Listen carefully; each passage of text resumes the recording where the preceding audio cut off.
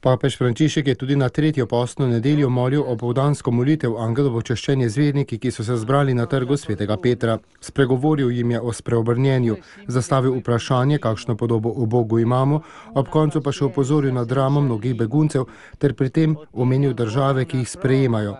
Dnevne kronike nam vsak dan prinašajo slabe novice. Umori, nesreče, katastrofe, je papež začel svoj opoldanski nagovor, zatem pa se navezal na evangeljski odlomek.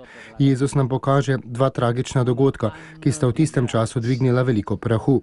Krvavi dogodki, ki so jih v templju povzročili rimski vojaki, in padec stolpa v Siloni v Jeruzalemu, ki je ubil 18 ljudi. Tudi danes se pred nekaterimi nesrečami in žalostnimi dogodki lahko znajdemo v skušnjavi, da bi odgovornost naložili na žrtve ali celo na samega Boga, je dejal papež, a evangelij nas vabi k premisleku. Kakšno postavo o Bogu smo si ustvarili? Smo zares prepričani, da je Bog takšen, ali ni to prej naša projekcija, nek Bog, narejen po naši podobi in podrobnosti? Jezus pa nas poziva, naj spremenimo srce, naredimo korenit preobrat na poti naše vere, odstopimo od dogovorov z zlom in s hinavščino ter odločno krenemo po poti evangelija. A ponovno se pojavi skušnjava, da bi se upravičevali, od česa bi se morali spreobrniti, ali nismo na vse zadnje dobri ljudje, ali nismo verniki, ki tudi dovolj prakticiramo vero. Papež je nadaljeval, da je vsak med nami zelo podoben drevesu, ki več let ni rodilo sadu. Na srečo pa je Jezus podoben vinogradniku iz evangelija, ki z brezmejno potrpežljivostjo doseže,